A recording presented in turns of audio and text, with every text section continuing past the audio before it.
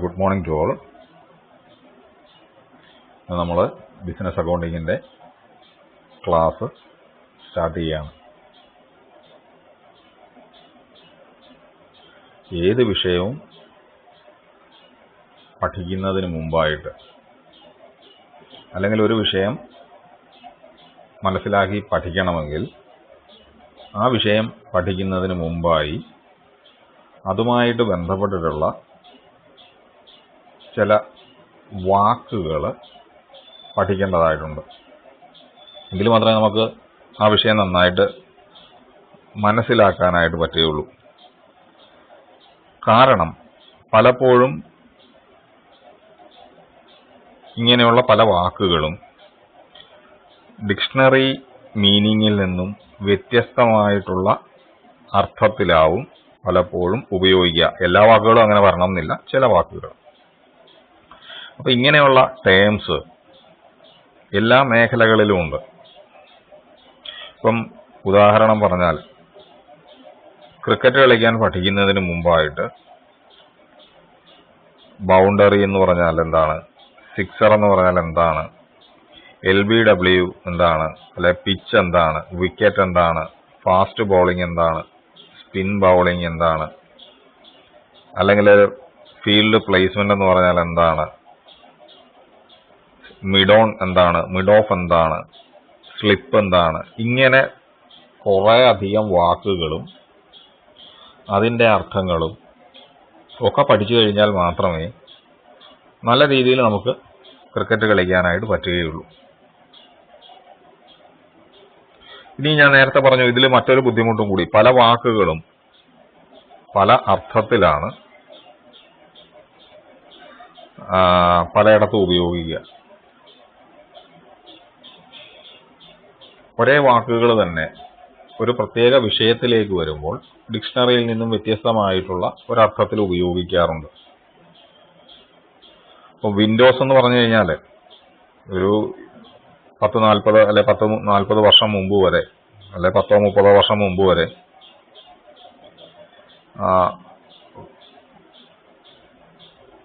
Window അല്ലെ Windows എന്ന് പറയുമ്പോൾ അതിന് ഡിക്ഷണറിയിൽ കൊടുത്തിരിക്കുന്ന അർത്ഥമായിരുന്നു കൂടുതലായിട്ട് ആൾക്കാർക്ക് പരിചയം. എന്നാൽ ഇന്നത്തെ കാലത്ത് നിങ്ങളൊരു കുട്ടിയോട് ചെന്നിട്ട് വിൻഡോസ് എന്ന് പറഞ്ഞു കഴിഞ്ഞാൽ പെട്ടെന്ന് ഒരു പക്ഷെ അവന്റെ മനസ്സിലേക്ക് വരുന്നത് ജനാലകളായിരിക്കില്ല. അവന്റെ മനസ്സിലേക്ക് വരുന്നത് കമ്പ്യൂട്ടറിലെ വിൻഡോസ് എന്ന് പറയുന്ന ഓപ്പറേറ്റിംഗ് സിസ്റ്റം ആയിരിക്കാം. അല്ലെങ്കിൽ ഒരു കമ്പ്യൂട്ടർ പഠിപ്പിക്കുന്ന അല്ലെ കമ്പ്യൂട്ടറുമായിട്ട് പ്രവർത്തിച്ചുകൊണ്ടിരിക്കുന്ന, അതുമായിട്ട് ബന്ധപ്പെട്ടിട്ടുള്ള പ്രവർത്തനങ്ങളിൽ ഏർപ്പെട്ടിരിക്കുന്ന ഒരു വ്യക്തിയോട് അടുക്കൽ നമ്മൾ ചെന്നിട്ട് മൗസ് എന്താണ് എന്ന് ചോദിച്ചു കഴിഞ്ഞാൽ ഒരു പക്ഷേ ഡിക്ഷണറിയിൽ മൗസ് എന്നുള്ള വാക്കിന് നിങ്ങൾ കാണുന്ന അർത്ഥമല്ല കമ്പ്യൂട്ടർ മേഖലയിലേക്ക് വരുമ്പോൾ ഈ മൗസ് എന്നുള്ളത് കൊണ്ട് ഉദ്ദേശിക്കുന്നത്. അപ്പോൾ ഇങ്ങനെ നമ്മൾ വിശദമായിട്ട് ഇങ്ങനെ നോക്കിക്കഴിഞ്ഞാൽ we can see that each and every area, ഇപ്പോൾ കമ്പ്യൂട്ടർ എന്ന് പറയുന്ന ഒരു ഏരിയ പോലെ, അല്ലെ അക്കൗണ്ടിങ് എന്ന് പറയുന്ന ഏരിയയിൽ, ഇവിടെയെല്ലാം ഈ വിഷയവുമായിട്ട് ബന്ധപ്പെട്ട് ഉപയോഗിക്കുന്ന ധാരാളം വാക്കുകൾ നമുക്ക് കാണാനായിട്ട് പറ്റും.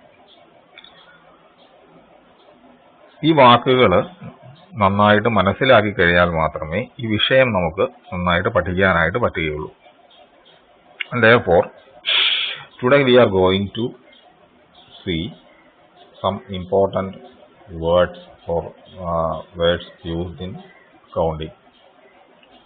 ചില പ്രധാനപ്പെട്ട ചില വാക്കുകൾ അക്കൗണ്ടിങ്ങിൽ എന്തർത്ഥത്തിലാണ് ഉപയോഗിക്കുന്നത് എന്നുള്ളതാണ് ഇന്നത്തെ ഈ ക്ലാസ്സിൽ നമ്മൾ കാണാൻ പോകുന്നത്. എല്ലാ വാക്കുകളും ഒന്നും ഇവിടെ നമ്മൾ നോക്കുന്നില്ല. ആദ്യം ഇതിന്റെ ഫണ്ടമെന്റൽസ് പഠിക്കാൻ ആവശ്യമായിട്ടുള്ള ഒരു 8-10 പ്രധാനപ്പെട്ട വാക്കുകളുടെ അർത്ഥം നമുക്കൊന്ന് മനസ്സിലാക്കാനായിട്ട് ശ്രമിക്കാം.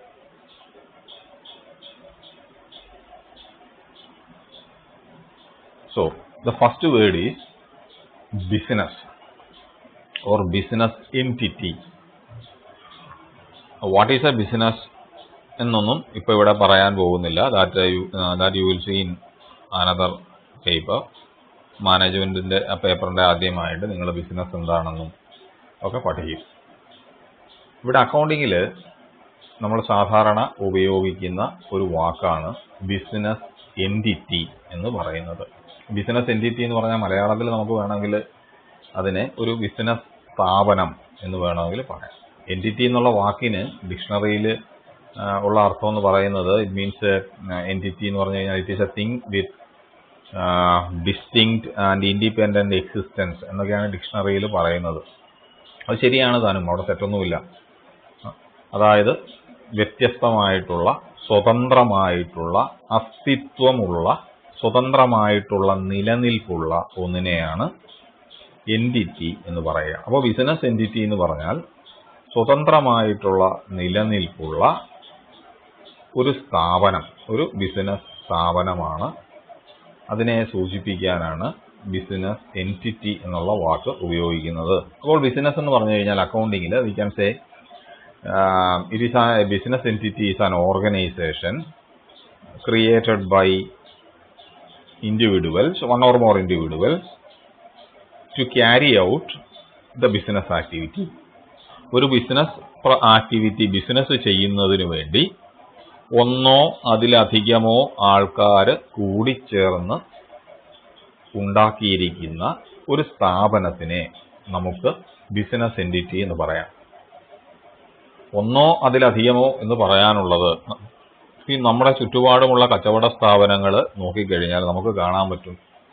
ചില കച്ചവട സ്ഥാപനങ്ങൾ ഒരു വ്യക്തി ഒറ്റയ്ക്ക് നടത്തുന്നതാണ്, അല്ലെ? ഒരു വ്യക്തിയുടെ മാത്രം ഉടമസ്ഥതയിലുള്ള കച്ചവട സ്ഥാപനങ്ങളുണ്ട്. നമ്മളുടെ വീടിന്റെ അടുത്തുള്ള പച്ചക്കറി കടയോ പലചരക്ക് കടയോ ഒക്കെ നോക്കിക്കഴിഞ്ഞാൽ we can see that these types of or these organisations business entities are owned by a single person. അല്ലെ? ഒരു വ്യക്തി തന്നെയാണ്, ഒരു വ്യക്തിയാണ് അതിന്റെ ഉടമ എന്ന് പറയുന്നത്. എന്നാൽ രണ്ടോ അതിലധികമോ ആൾക്കാർ കൂടിച്ചേർന്ന് നടത്തുന്ന പാർട്ട്ണർഷിപ്പ് business entities are there. Private limited companies are there. ലക്ഷക്കണക്കിന് ഉടമസ്ഥരുള്ള ഷെയർ ഹോൾഡേഴ്സ് ഉള്ള public limited companies or companies are there. റിലയൻസോ അല്ലെങ്കിൽ ടാറ്റ എന്നൊക്കെ പറയുന്നത് പോലെ, ടാറ്റ ഗ്രൂപ്പ് എന്നോ ഒക്കെ പറയുന്നത് പോലെ ലക്ഷക്കണക്കിന് ഷെയർ ഹോൾഡേഴ്സ് ഉടമസ്ഥന്മാരായിട്ടുള്ള കമ്പനികളും നമ്മളുടെ നാട്ടിലുണ്ട്. അപ്പോൾ ഒന്നോ അതിലധികമോ ആൾക്കാർ കൂടിച്ചേർന്ന് നടത്തുന്ന ഒരു ബിസിനസ് സ്ഥാപനത്തിനെയാണ് ബിസിനസ് എൻറ്റിറ്റി എന്ന് പറയുക. For example, Eastern is a business entity.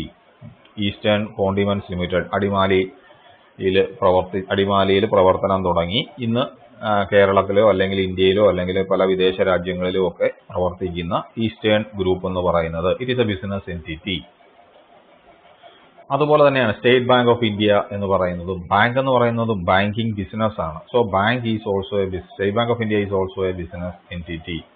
നമ്മളുടെ വീടിന് അടുത്തുള്ള പലചരക്ക് കടയും പച്ചക്കറി കടകളും അതുപോലെ ഒരു ഷോപ്പിംഗ് മാൾ ഉണ്ടെങ്കിൽ അതും ഇതെല്ലാം ബിസിനസ് എൻറ്റിറ്റീസ് അല്ലെങ്കിൽ എൻറ്റിറ്റീസ് ആണ്. അപ്പോൾ കാരണം ഇവയൊക്കെ ഒരു എൻറ്റിറ്റി എന്നുള്ള വാക്ക് ഇതിന്റെ കൂട്ടത്തിൽ കൂട്ടിച്ചേർക്കാനുള്ള കാരണം all these are independent organisations. സ്വന്തമായിട്ട് നിലനിൽപ്പുള്ള സ്ഥാപനങ്ങളാണ്. ആ നിലനിൽപ്പെന്നുള്ളതിന്റെ കുറച്ചുകൂടെ വിശദമായിട്ട് ഉള്ള കാഴ്ചപ്പാട് നമുക്ക് അക്കൗണ്ടിങ് കൺസെപ്റ്റ് പഠിക്കുമ്പോൾ നമുക്ക് പഠിക്കാം. ഉടമസ്ഥനിൽ നിന്നും വ്യത്യസ്തമായിട്ടുള്ള നിലനിൽപ്പുണ്ട് എന്നൊക്കെ നമ്മളവിടെ പഠിക്കും. അപ്പോൾ എന്തായാലും ഇവിടെ നമ്മൾ ഇത്രയും മനസ്സിലാക്കി വെച്ചാൽ മതി. ബിസിനസ് എൻറ്റിറ്റി എന്ന് പറഞ്ഞാൽ it is a business organisation created to carry out business. Business നടത്തുന്നതിന് വേണ്ടി സ്ഥാപിച്ചിരിക്കുന്ന ബിസിനസ് സ്ഥാപനങ്ങളെയാണ് ബിസിനസ് എൻറ്റിറ്റീസ് എന്ന് പറയുക. So a business entity means a specifically identifiable business enterprise like as I told you earlier, like Eastern Condiments Adimali or State Bank of India or a hotel or a tea shop or a provisional store or a vegetable shop in our town. അപ്പോൾ ഇങ്ങനെയുള്ള എല്ലാ സ്ഥാപനങ്ങളും ഇവയെല്ലാം business entities എന്ന് പറയും.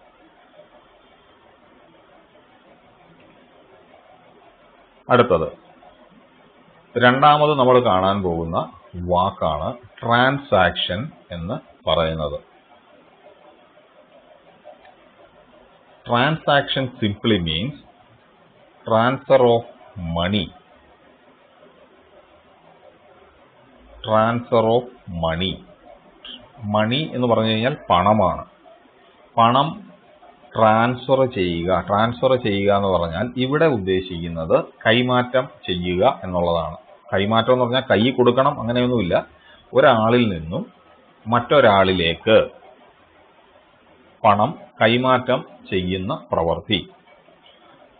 Accounting പഠിക്കുമ്പോൾ ഒരാള് എന്ന് നമ്മൾ പറയുമ്പോൾ അവിടെ അതെപ്പോഴും ഒരു വ്യക്തിയെ ആവണമെന്നില്ല. ഒരു ബിസിനസ് സ്ഥാപനത്തിനെ സൂചിപ്പിക്കാനും വൺ പേഴ്സൺ എന്നൊക്കെ നമ്മൾ പറയും. കാരണം ഒരു ബിസിനസ് സ്ഥാപനം എന്ന് പറയുന്നത്, ഒരു ബിസിനസ് എൻറ്റിറ്റി എന്ന് പറയുന്നത് അതൊരു വ്യക്തിക്ക് തന്നെ സമമാണ്, ഒരു വ്യക്തിയെ പോലെയാണ്.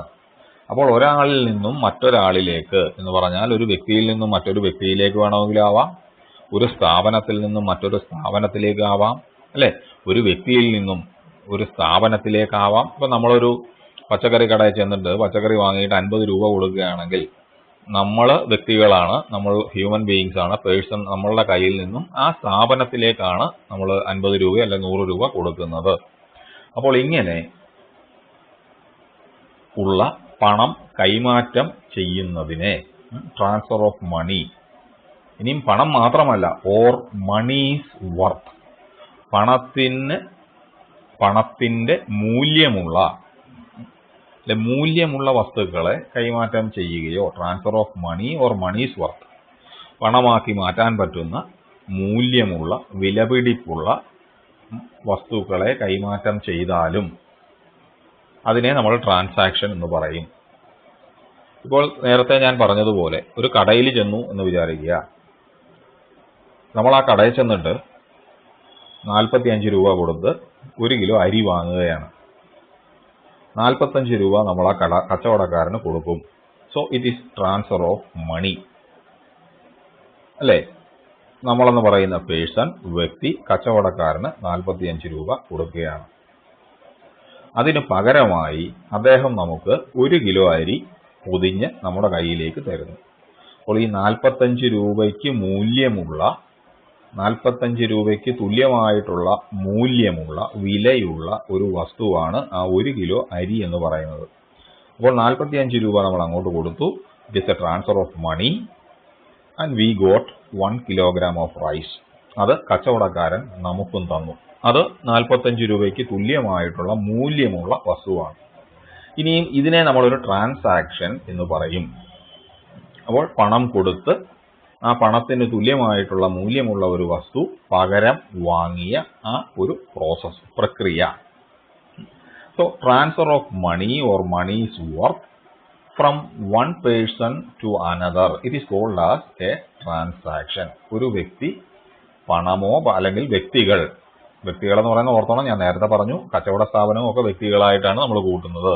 ഇവിടെ വ്യക്തികൾ എന്നുള്ള അർത്ഥത്തിലാണ് പറയുക. അപ്പോൾ പണമോ പണത്തിന് തുല്യമായിട്ടുള്ള മൂല്യമുള്ള വസ്തുക്കളോ ഒക്കെ കൈമാറ്റം ചെയ്യുന്ന പ്രവൃത്തിയാണ് ട്രാൻസാക്ഷൻ എന്നുള്ളത്. ഇത് ഇപ്പോൾ ഞാൻ ഈ പറഞ്ഞ 100% ശരിയായിട്ടല്ല, തൽക്കാലം മനസ്സിലാക്കാൻ വേണ്ടി ഇത്രയും പറഞ്ഞു എന്നുള്ളതേ ഉള്ളൂ. വിശദമായിട്ട് നമുക്ക് ബാക്കി ഇതെല്ലാം നമ്മൾ വിശദമായിട്ട് അടുത്തതായിട്ട് പഠിക്കും. അപ്പോൾ തൽക്കാലം ഇത്ര മാത്രം ഓർത്തിരിക്കുക. This is the transfer of money or monies worth from one person to another. ഒരു വ്യക്തിയിൽ നിന്നും മറ്റൊരു വ്യക്തിയിലേക്ക് പണമോ പണത്തിന് തുല്യമായിട്ടുള്ള മൂല്യമുള്ള വസ്തുക്കളോ കൈമാറ്റം ചെയ്യുന്നതിനെ ട്രാൻസാക്ഷൻ എന്ന് പറയും. ഒരു ബിസിനസ് ട്രാൻസാക്ഷൻ എന്ന് പറയുന്നത് it is an event involving an interchange of goods, money or services between 2 or more parties. അങ്ങനെയൊക്കെ വരാം, അതൊക്കെ നമുക്ക് പിന്നീട് പഠിക്കാം. So a transaction occurs when goods, services or money are passed between different entities. പണമോ സേവനങ്ങളോ സാധനങ്ങളോ ഒക്കെ രണ്ടോ അതിലധികമോ, എപ്പോഴും ചിലപ്പോൾ രണ്ടുപേരാവണമെന്നില്ല, 3, 4, 5 ആൾക്കാരൊക്കെ പാർട്ടികളായിട്ട് വരുന്ന ട്രാൻസാക്ഷൻസ് ഉണ്ടാവാം. അപ്പോൾ രണ്ടോ അതിലധികമോ ആൾക്കാരിലൂടെ സാധനങ്ങളോ സേവനങ്ങളോ പണമോ ഒക്കെ കൈമാറ്റം ചെയ്യുമ്പോൾ അതെല്ലാം ഒരു ട്രാൻസാക്ഷൻ ആയിട്ടാണ് കണക്കാക്കുന്നത്. അപ്പോൾ transaction means it is the transfer of money or monies worth from one person to another. അപ്പോൾ ബിസിനസ് എൻറ്റിറ്റി എന്ന് പറഞ്ഞാൽ ഒരു ബിസിനസ് സ്ഥാപനമാണ്. ട്രാൻസാക്ഷൻ എന്ന് പറഞ്ഞാൽ പണമോ പണത്തിന് തുല്യമായിട്ടുള്ള മൂല്യമുള്ള വസ്തുക്കളോ കൈമാറ്റം ചെയ്യുന്നതാണ്. ഇനി നമ്മളുടെ മൂന്നാമത്തെ ടേമാണ് ട്രേഡ് എന്ന് പറയുന്നത്. മലയാളത്തിൽ വ്യാപാരം എന്ന് നമുക്ക് പറയാം, അല്ലെ? വ്യാപാരം എന്ന് പറയുന്നത് മലയാളത്തിൽ ഒരു ചെറിയ കച്ചവട സ്ഥാപനത്തിൽ നടക്കുന്ന 20 രൂപ കൊടുത്ത് 1/2 കിലോ പയർ വാങ്ങിക്കഴിഞ്ഞാൽ അത് വ്യാപാരമാണ്. 50 കോടിയുടെ കറി പൗഡർ ഗൾഫ് രാജ്യങ്ങളിലേക്ക് ഈസ്റ്റേൺ കയറ്റി അയച്ചാൽ അതും വ്യാപാരമാണ്. അപ്പോൾ വ്യാപാരം എന്ന് പറയുന്നത്, ട്രേഡ് എന്ന് പറയുന്നത് നമുക്ക് പറയാം. ഇനിയും ഈ പറഞ്ഞ കാര്യങ്ങളൊക്കെ ഞാൻ പറയുന്നതിന് മുമ്പായിട്ട് ഒരു കാര്യം കൂടി പറഞ്ഞോളെ. ഇപ്പൊ ഞാൻ നേരത്തെ പറഞ്ഞു 20 രൂപ കൊടുത്ത് നമ്മൾ 1/2 കിലോ പച്ചക്കറി അല്ലെങ്കിൽ 1/2 കിലോ പയർ വാങ്ങി എന്ന് വിചാരിക്കുക. അവിടെ അതിന്റെ ട്രേഡാണ്, അതൊരു കച്ചവടമാണ്, അല്ലേ? ആ കച്ചവടം പച്ചക്കറി കടക്കാരൻ എന്തിനാണ് അത് നടത്തുന്നത്? അവൻ എന്തിനാണ് ഈ സാധനങ്ങൾ വാങ്ങി ആൾക്കാർക്ക് ഇങ്ങനെ കൊടുക്കുന്നത്? അയാൾക്ക് സന്തോഷം കിട്ടാൻ, അല്ലെങ്കിൽ നാട്ടുകാരെല്ലാം നല്ല പച്ചക്കറിയൊക്കെ കഴിച്ച് മിടുക്കന്മാരായിട്ട് ജീവിച്ചോട്ടെ എന്നുള്ള ആഗ്രഹം കൊണ്ടല്ല. സാധാരണ ഒരാൾ കച്ചവടം ചെയ്യുന്നത് ലാഭമുണ്ടാക്കാൻ വേണ്ടിയാണ്. അപ്പോൾ ലാഭമുണ്ടാക്കാൻ വേണ്ടി ചെയ്യുന്ന, എപ്പോഴും ലാഭമുണ്ടാക്കാൻ തന്നെ ആവണം എന്ന് നമുക്ക് ശാഠ്യം പിടിക്കാനൊന്നും പറ്റില്ല. പൊതുവിൽ പറഞ്ഞാൽ ഒരു 100 കച്ചവടക്കാരെ എടുത്തു നോക്കിയാൽ അതിൽ 80 പേരും ലാഭമുണ്ടാക്കാനൊക്കെ തന്നെയാണ് ഈ പരിപാടി ചെയ്യുന്നത്. അപ്പോൾ ലാഭമുണ്ടാക്കാൻ വേണ്ടി ചെയ്യുന്ന ഒരു പരിപാടിയാണ് ട്രേഡ് എന്ന് പറയുന്നത്. ഇനി അവിടെ ഈ പച്ചക്കറി കടക്കാരൻ എങ്ങനെയാണ് അവന്റെ വ്യാപാരം നടത്തുന്നത്, അല്ലെ ട്രേഡ് നടത്തുന്നത് എന്നൊന്ന് ആലോചിച്ച് നോക്കൂ. അവൻ രാവിലെ മാർക്കറ്റിൽ പോയി പച്ചക്കറി വാങ്ങിക്കൊണ്ടുവരും, അല്ലെ? അയാൾ പച്ചക്കറി പർച്ചേസ് ചെയ്യും. രാവിലെ മാർക്കറ്റിൽ പോയി, വെജിറ്റബിൾ മാർക്കറ്റിൽ പോയി കുറെ അധികം പച്ചക്കറികൾ അന്നത്തേക്ക് കച്ചവടം നടത്താൻ ആവശ്യമുള്ള പച്ചക്കറികളൊക്കെ പർച്ചേസ് ചെയ്യും. അതിനുശേഷം കടയിൽ കൊണ്ടുവച്ച് വൈകുന്നേരം വരെ ആ സാധനങ്ങൾ വരുന്ന കസ്റ്റമേഴ്സിന് അല്പാൽപമായിട്ട് വിറ്റഴിക്കുകയും ചെയ്യും, സെയിൽസ് നടത്തുകയും ചെയ്യും. ഇപ്പോൾ ഒരു പച്ചക്കറി കടക്കാരനെ സംബന്ധിച്ച് അവന്റെ കച്ചവടത്തിൽ അവൻ പർച്ചേസസും ഉണ്ട്, സാധനങ്ങൾ വാങ്ങുകയും ചെയ്യുന്നുണ്ട്, അതുപോലെ സാധനങ്ങൾ വിൽക്കുകയും ചെയ്യുന്നുണ്ട്, അല്ലേ? ഇനിയും കുറച്ചുകൂടെ വലിയൊരു സ്ഥാപനം, നേരത്തെ പറഞ്ഞ പോലെ ഈസ്റ്റേൺ എന്ന് പറയുന്ന കമ്പനി എടുത്തു നോക്കുക. അവരെ സംബന്ധിച്ച് they are also making some purchases, they are also purchasing some items. അപ്പൊ അവിടെ മുളക് പൊടി ഉണ്ടാക്കണമെങ്കിൽ, അല്ലെ ഈസ്റ്റേണിൽ കറിപ്പൊടി ഉണ്ടാക്കണമെങ്കിൽ അതിനാവശ്യമായിട്ടുള്ള അസംസ്കൃത വസ്തുക്കൾ, റോ മെറ്റീരിയൽസ് എന്ന് പറയുന്ന കുരുമുളകും അല്ലെങ്കിൽ സാധാരണ ചുമല മുളകോ മഞ്ഞളോ ഇതുപോലെയൊക്കെയുള്ള റോ മെറ്റീരിയൽസ് ഈസ്റ്റേൺകാര് പല സ്ഥലങ്ങളിൽ നിന്നും വാങ്ങിക്കൊണ്ടുവന്ന് അത് കഴുകി പൊടിച്ച് പാക്ക് ചെയ്ത് അവർ കറി പൗഡർ ഉണ്ടാക്കും. അങ്ങനെ ഉണ്ടാക്കിയിട്ട് ഈ കറി പൗഡർ നമ്മുടെ ചുറ്റുപാടുമുള്ള കടകൾ വഴിയും വിദേശ രാജ്യങ്ങളിലേക്കും ഒക്കെ കയറ്റി അയച്ച്, അതായത് അതുവഴിയൊക്കെ വിറ്റ് അവർ പൈസ ഉണ്ടാക്കുന്നു.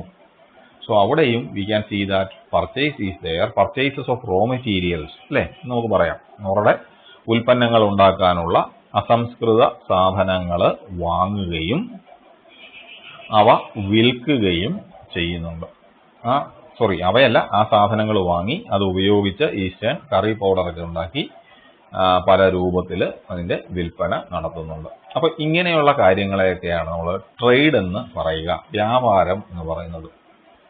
So simply we can say trade involves transfer of goods or services from one person. Service എന്ന് പറഞ്ഞാൽ സേവനമാണ്, അതും ബിസിനസിന്റെ ഭാഗമായിട്ട് വരും. അത് കുറച്ചുകൂടെ കഴിഞ്ഞിട്ട് നമുക്ക് പഠിക്കാം. ഇന്നിപ്പോൾ ഞാൻ അതിനെക്കുറിച്ച് പറയുന്നില്ല. എന്തായാലും സർവീസ് സേവനം എന്ന് പറയുന്നത്, ഇപ്പോൾ ഒരു ഉദാഹരണം മാത്രം പറയാം.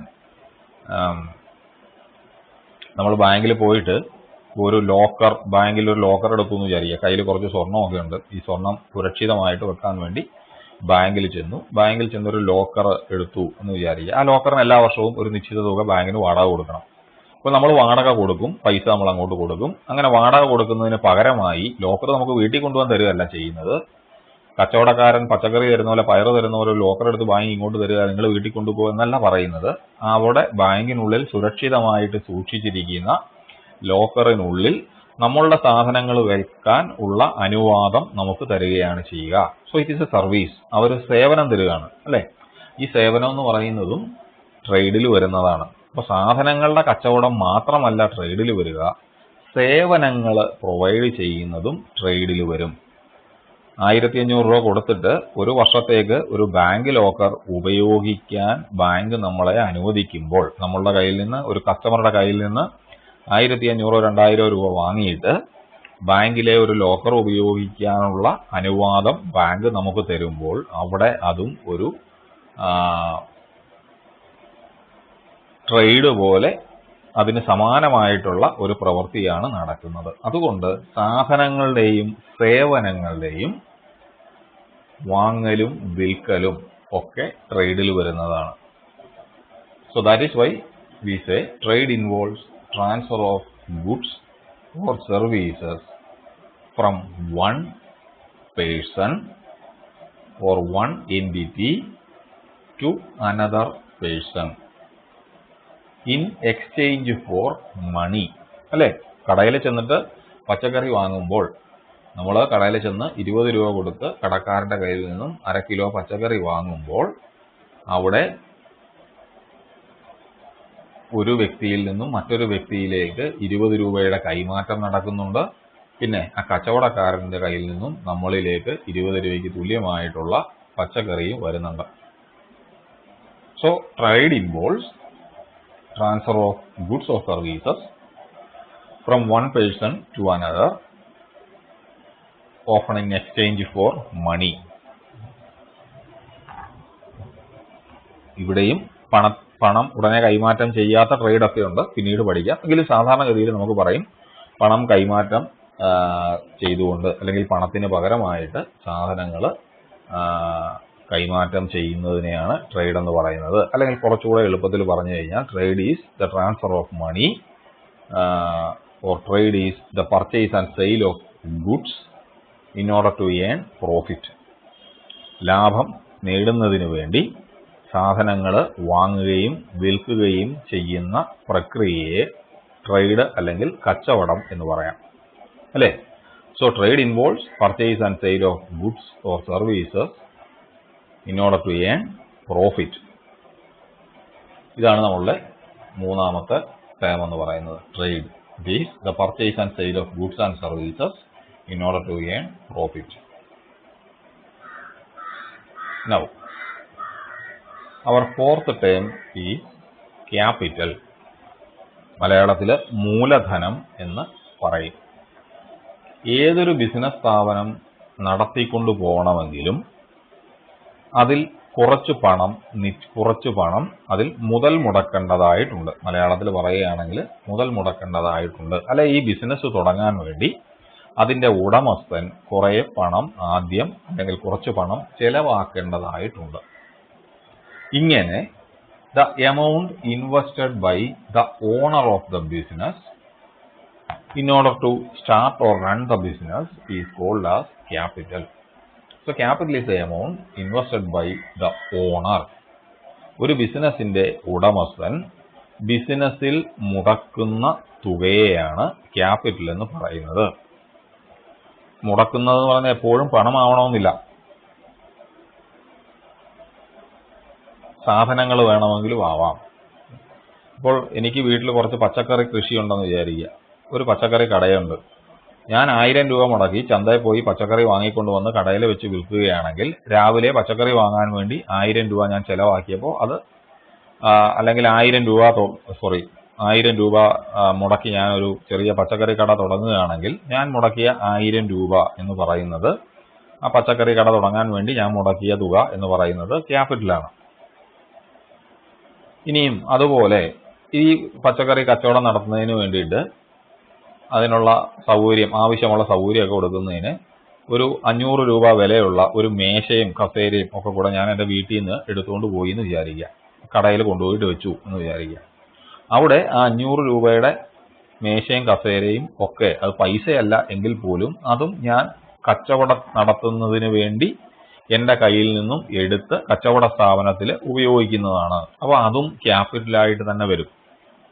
അപ്പോൾ ക്യാപിറ്റൽ എന്ന് പറഞ്ഞാൽ പണം മാത്രമാവണമെന്നില്ല, പണമോ പണത്തിന് തുല്യമായിട്ടുള്ള മൂല്യമുള്ള വസ്തുക്കളോ ആവാം. അപ്പോൾ അത് ഒരു കച്ചവടം നടത്തുന്നതിന് വേണ്ടി, കച്ചവടം മാത്രമല്ല ഏതൊരു ബിസിനസ്സും ആയിക്കോട്ടെ, ഒരു ബിസിനസ് നടത്തുന്നതിന് വേണ്ടി ഉടമസ്ഥൻ മുടക്കുന്ന മുടക്കുമുതലിനെ, അതായത് പണമോ പണത്തിന് തുല്യമായിട്ടുള്ള മൂല്യമുള്ള വസ്തുക്കളോ എന്ത് മുടക്കിയാലും അവയെല്ലാം ക്യാപിറ്റലാണ്. So the amount invested by the owner in the business is known as capital. So it simply means, or it refers to the money or money's worth invested in a business. പണമോ money's worth, പണത്തിന് തുല്യമായിട്ടുള്ള മൂല്യമുള്ള വസ്തുക്കളോ ഒരു ബിസിനസ്സിലേക്ക് മുടക്കി കഴിഞ്ഞാൽ അത് ക്യാപിറ്റലാണ്. So the amount invested by the owner in the firm, in the business entity, in the business organization is known as capital. It may be brought in the form of cash, or it may be brought in the form of assets by the owner.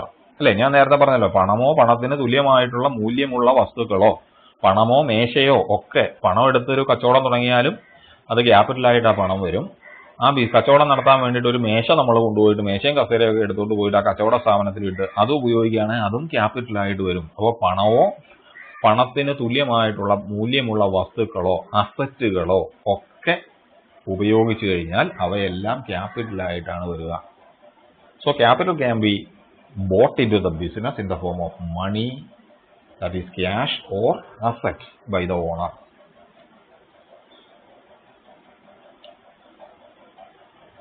അതവിടെ നിൽക്കട്ടെ. അപ്പോൾ ചുരുക്കി പറഞ്ഞു കഴിഞ്ഞാൽ ഒരു business നടത്താൻ വേണ്ടി അതിൽ ചെലവഴിക്കുന്ന തുക, ബിസിനസിന്റെ ഉടമസ്ഥൻ ചെലവാക്കുന്ന തുകയാണ് ക്യാപിറ്റൽ എന്ന് പറയുന്നത്. So capital is the amount invested by the owner in the business. It is the amount invested by the owner in the business.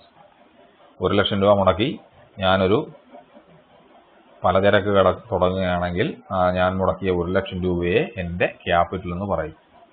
2,00,000 രൂപ മുടക്കി ഞാനൊരു ഹോട്ടൽ തുടങ്ങുകയാണെങ്കിൽ അവിടെ ഞാൻ മുടക്കിയ 2,00,000 രൂപയെ അതിൻ്റെ ഉടമസ്ഥനായിട്ടുള്ള എൻ്റെ ക്യാപിറ്റൽ എന്ന് പറയും. So the amount contributed by the businessman to run the business or to start the business is called as capital. മുടക്കു മുതലാണ്, ഉടമസ്ഥൻ ചിലവഴിച്ചിരിക്കുന്ന തുകയാണ്. ഇനി അടുത്ത വാക്കാണ് ഡ്രോയിങ്സ് എന്ന് പറഞ്ഞു കഴിഞ്ഞാൽ, DRAWINGS, ഡ്രോയിങ്സ്. മറ്റേ ഡ്രോ ചെയ്യുക, പടം വരയ്ക്കുക, ആ സംഭവമല്ല ഇവിടെ. ഇവിടെ ഡ്രോയിങ്സ് എന്ന് പറഞ്ഞു കഴിഞ്ഞാൽ വിഡ്രോവൽ ആണ്. ശരിക്കും വിഡ്രോ ചെയ്യുക, തിരിച്ചെടുക്കുകയാണ്. അതായത് ക്യാപിറ്റൽ എന്നുള്ളതിൻ്റെ നേരെ എതിരാണ്, ഓപ്പോസിറ്റാണ് ഡ്രോയിങ്സ് എന്ന് പറഞ്ഞു കഴിഞ്ഞാൽ. ക്യാപിറ്റൽ നമ്മൾ പറഞ്ഞു, it is the amount invested by the businessman, it is the amount invested by the owner in the business, it is called as capital. ബിസിനസ്സിലേക്ക് ഉടമസ്ഥൻ പണം അല്ലെങ്കിൽ പണത്തിന് തുല്യമായിട്ടുള്ള മൂല്യമുള്ള വസ്തുക്കളോ മുടക്കുമ്പോൾ അതിനെ ക്യാപിറ്റൽ എന്ന് പറയും. ഇനിയും ഇതിന്റെ ഓപ്പോസിറ്റ്, അതായത് ബിസിനസ്സിൽ നിന്നും പണം വിഡ്രോ ചെയ്യുകയാണെങ്കിൽ, അല്ലെങ്കിൽ ബിസിനസ്സിൽ നിന്നും പണമോ പണത്തിന് തുല്യമായിട്ടുള്ള മൂല്യമുള്ള വസ്തുക്കളോ ഉടമസ്ഥൻ തിരിച്ച് എടുത്തുകൊണ്ട് പോവുകയാണെങ്കിൽ അതിനെയാണ് ഡ്രോയിങ്സ് എന്ന് പറയാം. So drawings includes, or it is the money or goods withdrawn by the owner from the business, or we can say drawings is, it is the money taken by the proprietor for his personal use. ഒരു ബിസിനസിന്റെ ഉടമസ്ഥൻ അയാളുടെ വ്യക്തിപരമായിട്ടുള്ള ആവശ്യങ്ങൾക്ക് വേണ്ടി, ബിസിനസിന്റെ ആവശ്യങ്ങളല്ല, ഉടമസ്ഥന്റെ ആവശ്യത്തിന് വേണ്ടി, ഒന്നോർക്കണേ, ഉടമസ്ഥനും ബിസിനസ്സും രണ്ടും രണ്ടാണ്. ബിസിനസ് എൻറ്റിറ്റി കൺസെപ്റ്റ് എന്നാണ് പറയുക, പിന്നീട് പഠിക്കാം. അപ്പോൾ ബിസിനസ്സും ബിസിനസിന്റെ ഉടമസ്ഥനും വ്യത്യസ്തരായിട്ടുള്ള ആൾക്കാരാണ്. അപ്പോൾ ബിസിനസിന്റെ ഉടമസ്ഥൻ അയാളുടെ സ്വന്തം ആവശ്യങ്ങൾക്ക് വേണ്ടി, അല്ലെ മറ്റുള്ളവരുടെയൊക്കെ ആവശ്യത്തിന് വേണ്ടി, എന്തായാലും ബിസിനസിന്റെ അല്ലാതുള്ള മറ്റാവശ്യങ്ങൾക്ക് വേണ്ടി ബിസിനസ്സിൽ നിന്നും പണമോ സാധനങ്ങളോ ഒക്കെ എടുത്തുകൊണ്ടുപോകുമ്പോൾ, വിഡ്രോ ചെയ്യുമ്പോൾ, തിരിച്ചെടുക്കുമ്പോൾ അതിനെയാണ് ഡ്രോയിങ്സ് എന്ന് പറയുക. അപ്പോൾ ഉദാഹരണം പറഞ്ഞാൽ 1,00,000 രൂപ മുടക്കി ഒരു കട തുടങ്ങി എന്ന് വിചാരിക്കുക. നമ്മളെല്ലാവരും കൂടെ ചേർന്നിട്ട് 1,00,000 രൂപ മുടക്കി ഒരു ചെറിയ പലചരക്ക് കട നാട്ടിൽ തുടങ്ങി. അങ്ങനെ 1,00,000 രൂപ നമ്മളെല്ലാവരും കൂടെ ചേർന്ന് മുടക്കിയപ്പോൾ ആ മുടക്കിയ മുടക്കുമുതലിനെ ക്യാപിറ്റൽ എന്ന് പറയും. വൈകുന്നേരം ആയപ്പോൾ ആ കടയിൽ നിന്ന് നമ്മളൊരു 5 കിലോ അരി എടുത്ത് വീട്ടിലേക്ക് കൊണ്ടുപോവുകയാണ്. ഈ 5 കിലോ അരി ബിസിനസ്സിൽ നിന്നും ഉടമസ്ഥൻ എടുത്തുകൊണ്ട് പോകുമ്പോൾ ആ 5 കിലോ അരി എടുത്തുകൊണ്ട് പോയതിനെ അവിടെ ഡ്രോയിങ്സ് എന്ന് പറയും.